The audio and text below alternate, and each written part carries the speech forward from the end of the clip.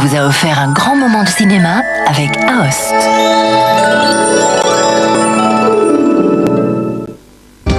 Tout de suite après le journal de la nuit, la planète Miracle vous emmène 4,6 milliards d'années en arrière pour assister à la naissance de la Terre.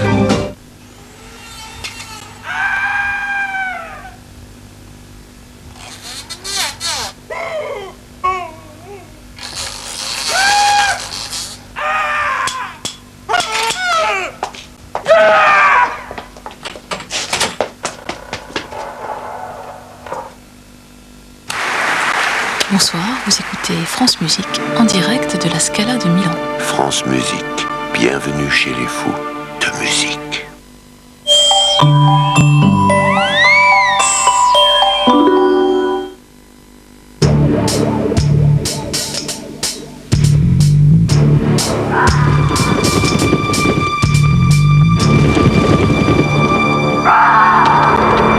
Besoin de reprise ?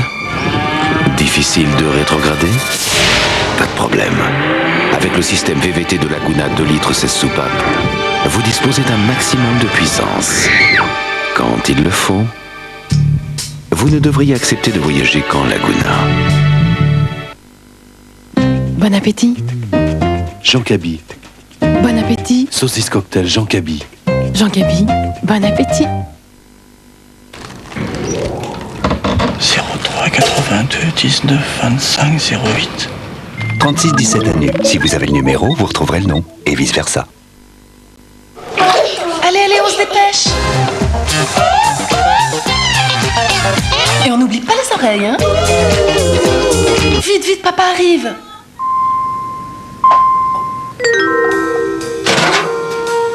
Ça va les caïds? Ça va? Bah, et les frites? Y a plus de frites? Enfin, je veux dire, y a pas de frites? Désolé, j'y retourne. Et on se dépêche d'aider la frite.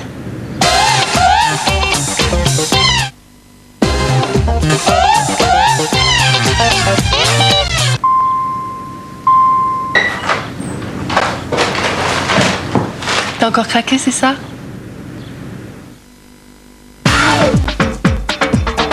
Surfer sur Internet, c'est sans limite. À condition de choisir un accès aussi rapide que Liberty Surf. Liberty Surf, être gratuit ne nous donne pas de limite.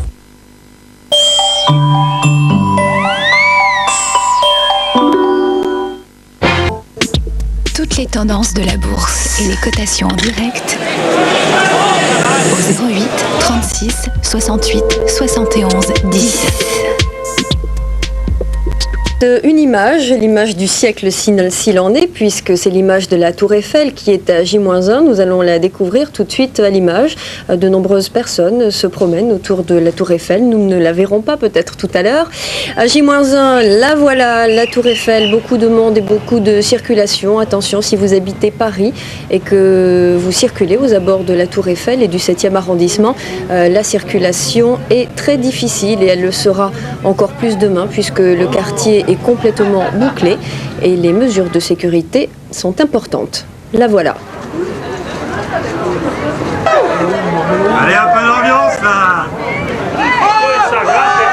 Voilà déjà beaucoup de monde réuni place du Trocadéro, même sous la pluie et dans le froid. Ils seront encore plus nombreux demain puisque selon les dernières estimations, on attend entre 1 million et 1,5 million de personnes.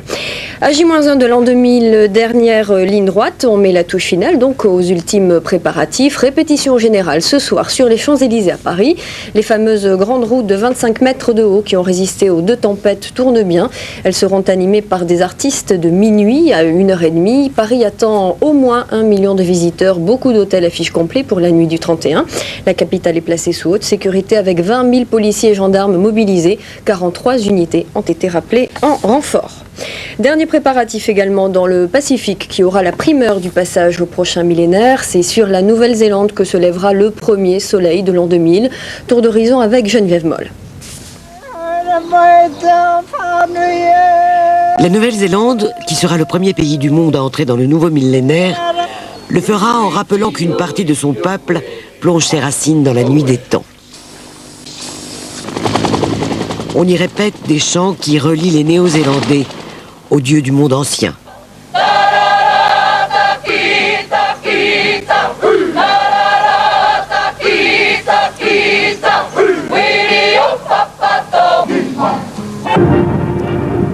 Sydney a choisi de jouer Macrocosmos pour le passage à l'an 2000.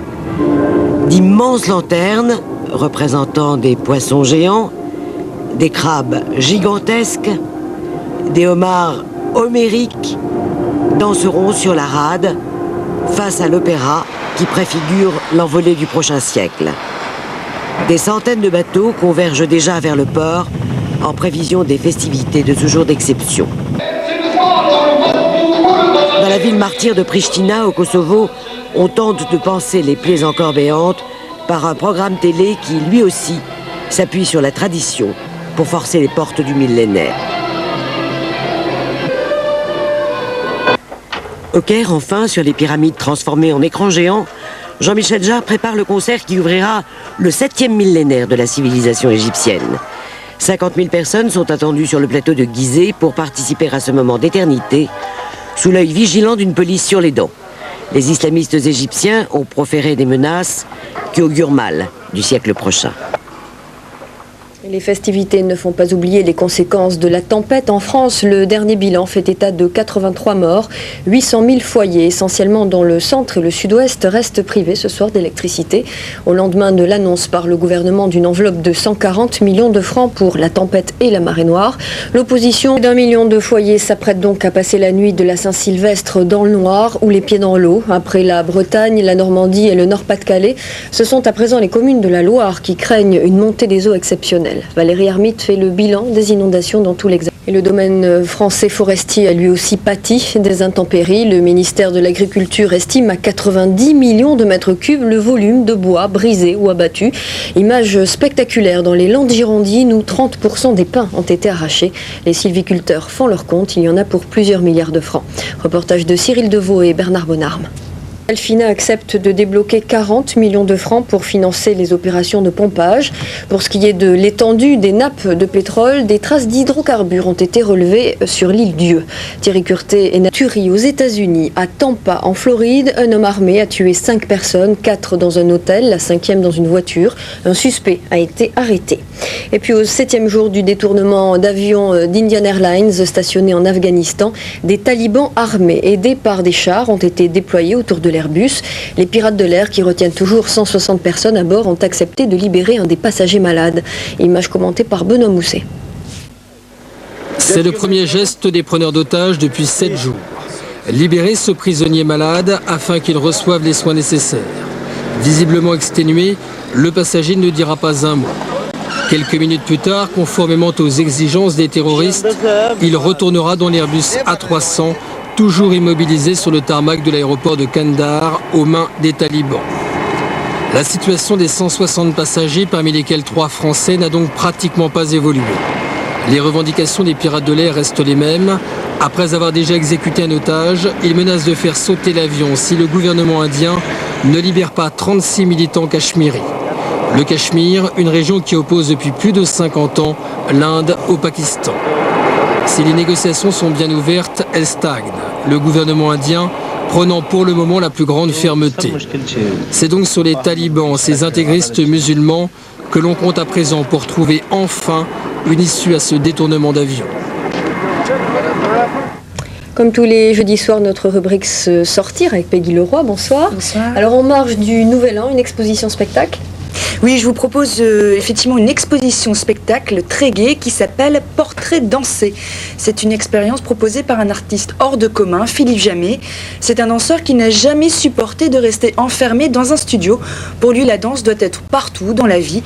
Il propose donc à la Cabane de l'Odéon à Paris des vidéos où la danse s'est rendue aux anonymes. Regardez bien Laurence, je suis sûre que vous aurez envie de danser toute seule dans votre salle de bain après ce reportage. C'est pas dit. Elle me prend dans ses bras.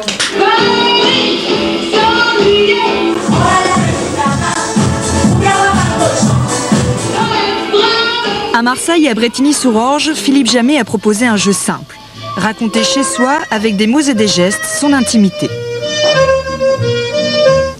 C'est l'occasion de s'émerveiller encore de son compagnon. après 50 ans de mariage. On peut vivre des choses avec son corps, on peut dire des choses avec son corps, et c'est peut-être que on n'a jamais appris ça aux gens. Et finalement, ça relativise un petit peu la vie aussi, de se dire ah bah tiens, je peux lever mon bras, tiens, je peux rentrer dans l'espace. Qu'on accepte l'autre individu tel qu'il est. En France, on a un pays où on a honte de chanter, on a honte de danser, on a honte de se montrer, et en fait, on se fait beaucoup de mal à soi-même. Et les gens simplement, ils ont besoin peut-être qu'on leur permette, qu'on les autorise, quoi. Ce qui me fait peur, c'est de me laisser aller. Simplement le fait de poser un regard sur eux, le fait qu'ils nous ouvrent leurs portes, le fait qu'on les regarde, d'un seul coup ils deviennent inventifs, créatifs, ils ont envie de dire des choses et peut-être qu'ils nous ont dit des choses qu'ils n'ont jamais dit à personne d'autre dans leur vie. Voilà l'aboutissement du projet. Des solos de danseurs composés à partir des gestes captés dans les vidéos. Les professionnels des studios se mettent à l'écoute de la danse de la rue. C'est vrai qu'avec la danse, on est habitué à travailler souvent avec la technique, avec un peu, quelque part, des codes. Et en fait, on se rend compte qu'en fait, avec la simplicité, on arrive vraiment en profondeur. Et j'ai flashé sur lui. Je voulais pas lui montrer que j'étais sensible. Les portraits dansés nous rappellent que la danse est une expression de la vie. Bref, que la danse appartient à tout le monde.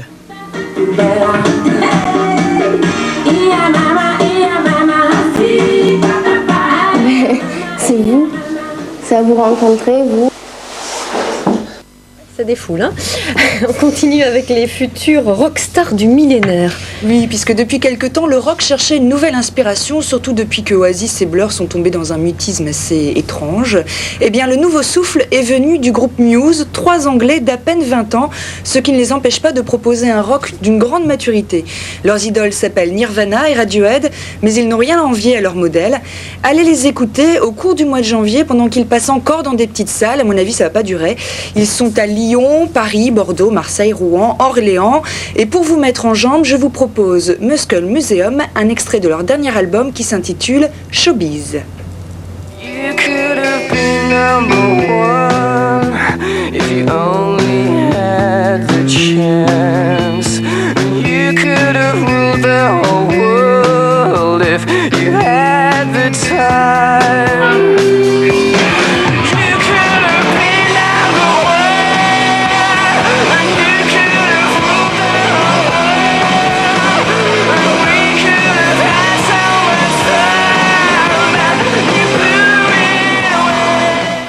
Allez, une page de publicité pour terminer, Peggy. Voilà une page de publicité qui se tourne de la bibliothèque Forney dans le 4e arrondissement.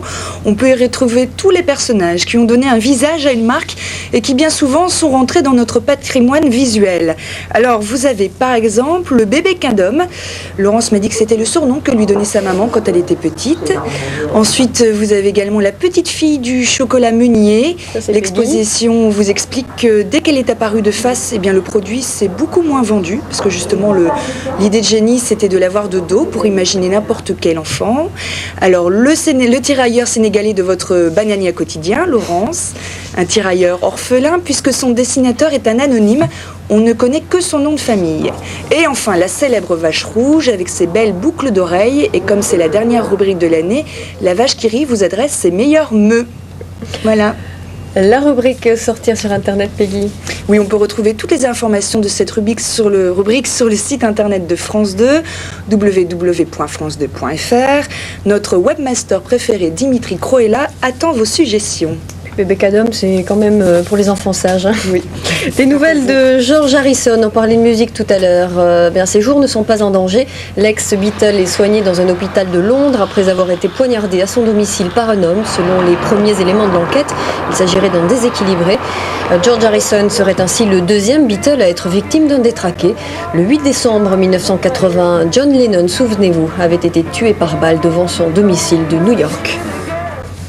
Dans un instant, un documentaire La planète miracle. Demain, vendredi 31 décembre, pas de journal pour cause de Millennium, émission spéciale toute la nuit mais aussi toute la journée, et cela à partir de 10h demain matin. Soyez au rendez-vous autour de Michel Drucker, Claude Sérillon, Jean-Luc Delarue et toutes les équipes de la rédaction pour vous faire vivre en direct le passage à l'an 2000. En attendant, excellente nuit à tous, à l'année prochaine.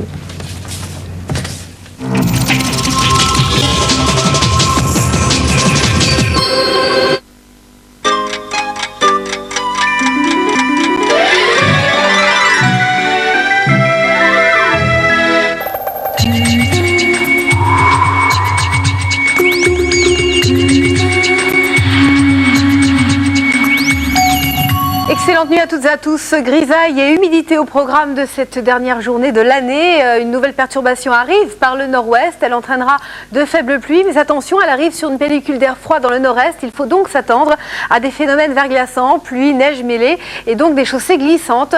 Du soleil, il y en aura sur l'extrême sud-est. Ailleurs, donc beaucoup de grisaille. Dans le courant de l'après-midi, ça ne s'améliorera pas. Il y aura toujours beaucoup de nuages, de la pluie, ça et là, des chutes de neige à partir de 400 mètres dans le nord-est et un temps un peu plus variable, un peu plus ensoleillé et plus sec, surtout dans le sud-est. Côté température, elles seront en légère hausse au lever du jour, comprises entre -1 et 8 degrés sur la moitié nord, -3 à 4 degrés sur la moitié sud. Dans l'après-midi, on relèvera 3 à 11 degrés au nord et 3 à 12 degrés au sud, des températures légèrement, très légèrement supérieures aux normales saisonnières. Le temps s'annonce plutôt gris et instable à Tunis avec 11 degrés, gris à Alger avec 11 degrés également, du soleil en revanche à Rabat avec 18 degrés, un ciel voilé à Madrid avec seulement 6 degrés, de la pluie à Dublin, de la neige à Moscou avec -5 degrés, de même qu'à Varsovie, à Berne et des orages à Athènes avec 10 degrés. Voici le programme maintenant pour samedi. Eh bien, cette première journée de l'année 2000, vous la passerez sous le soleil sur un large quart nord-ouest. Un soleil qui aura tendance à gagner du terrain vers le sud-est, mais avant cela, eh bien, le ciel restera très gris, humide du sud-ouest jusqu'au nord-est. Du soleil, nous en aurons autour de la Méditerranée. Puis dimanche, eh bien, de belles éclaircies s'installent un petit peu partout, mais le temps sera un peu plus frais avec un flux de nord-nord-est qui va s'installer et un peu d'instabilité qui vont persister sur l'île de Beauté. Voici l'éphéméride dans ce vendredi 31 décembre. Eh bien, c'est le jour de la Saint-Sylvestre, évidemment. Le soleil va se lever à 8h46 pour se coucher à 17h01. Excellente fin de nuit et à très bientôt. Merci.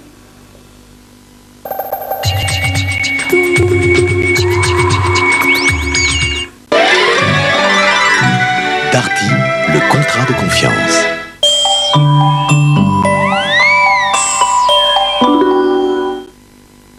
J'ai fumé ma dernière cigarette hier à 7h52. Juste après, j'ai mis mon premier patch nicotine. Est-ce que je vais y arriver? 7 jours sans une seule cigarette. Avec nicotine, je ressens moins ce besoin. Bon, j'ai juste encore l'envie d'en allumer une, mais j'en ai plus besoin. J'en ai plus besoin. Appliquez-vous chaque matin un patch nicotine. Pendant 24 heures, il diffuse de la nicotine en continu et vous aide à résister aux tentations les plus fortes. Si vous avez la volonté, nicotine vous aide à rester calme et à arrêter. Médicament réservé à l'adulte. Bon appétit. Jean Cabi. Bon appétit. Saucisse cocktail Jean Cabi. Jean Gabi, bon appétit. Monsieur le Président, Mesdames et Messieurs les jurés, à 7h30, comme tous les matins, mon client monte dans sa Twingo. Il allume l'autoradio de sa Twingo, il boucle la ceinture de sa Twingo. Objection, Monsieur le Président! Maître Durand cherche visiblement à s'attirer la sympathie des jurés. Objection retenue. Maître Durand, vous êtes tenu d'employer le mot voiture lorsque vous parlez de votre client. Quelqu'un qui a une Twingo ne peut pas être foncièrement mauvais. Allez, on se dépêche.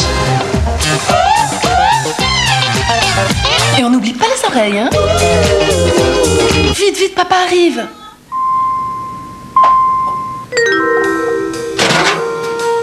Ça va les caïds? Ça va? Bah, et les frites?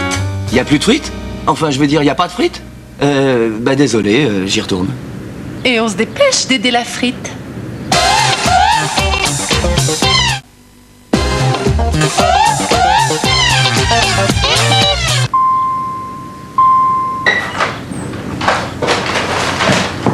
T'as encore craqué, c'est ça?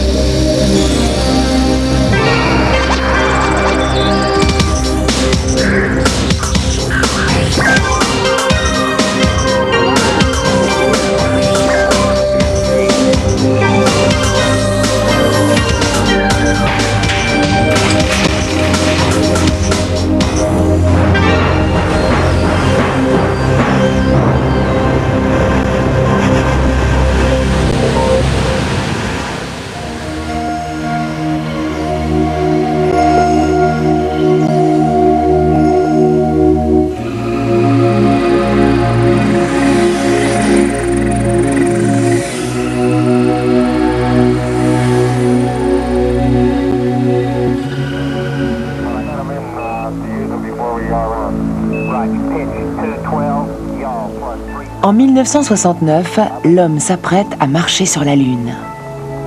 De tout temps, la Lune a inspiré d'innombrables légendes.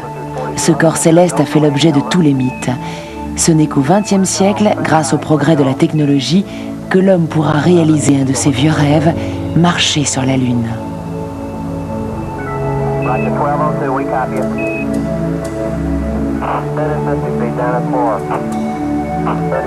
Pour que les astronautes puissent mener à bien leur expédition, il leur fallait des équipements capables de reproduire les conditions de la vie sur Terre. Ces équipements de survie leur étaient aussi indispensables que le vaisseau spatial dans lequel ils voyageaient. Des sommes énormes ont été engagées pour financer ce projet et près de 400 000 personnes ont participé à la préparation de ce moment historique.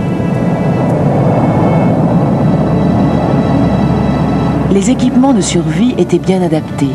L'expédition s'est déroulée comme prévu.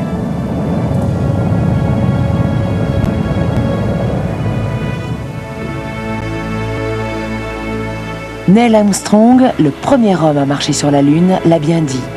C'est un petit pas pour l'homme, un grand pas pour l'humanité.